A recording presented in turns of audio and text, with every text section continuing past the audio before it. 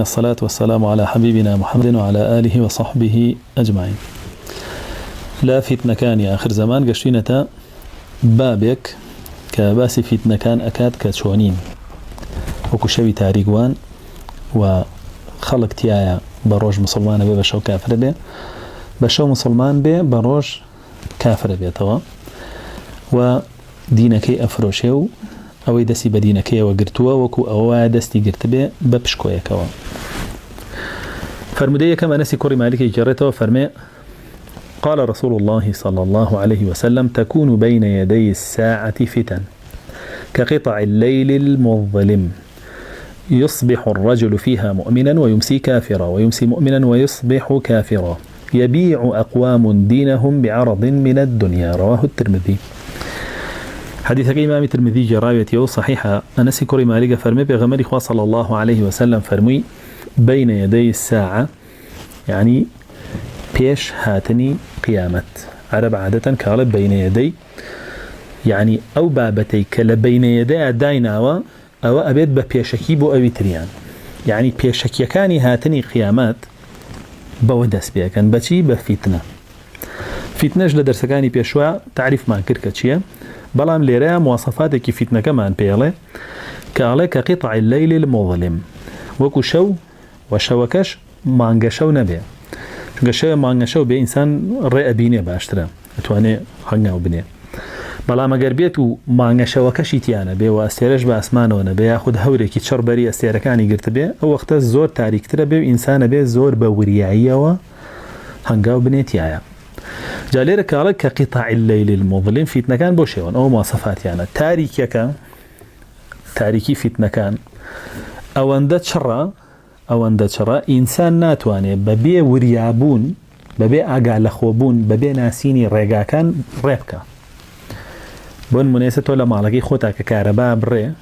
خلصي چون ريك يچي بون من لعيتك بيني كمالي خوتا شارزاي شيت بهمني لاسي ورده اروي تاقي بلايتك وهل يكي لجي خوتا جا ام فتنانا اگر بيتو براور ديكي بو شو بو كاتان فتنة كان سدا باريون تو سيد يومك الدنيا روناك بلام اونا فتنة كان زور انتو ناتواني لو فتنة انا رزقارت به هتا زانست و زانياريكي طواوت بينا به كتشون خود درباز بكي لو فتنة انا اگر زانستكش بيانيه گوه بگره لو كساني زانستكان بيو رينموني تكن اسا كسيك كنابينايا اگر بيتو لجيگايا كابيه بروا سيركي به گوچانيكي پي به كيترو گوچانا مبلغ علمكي او بنايكي او بردم خوي بيالا چيلي او چيلانيه اگر گوچاني پينه به يك دسي گرت به بيبا باشتره بو عاده لكاتي فتنه انسان واجب لسريك خوي واپيشان با اگر نابينا علمي پينيه با بنايكي عالم به رنموني بك جا ليرجا فرمي ليل مظلمج اگر بس ليل بو او تروسكايك ابين را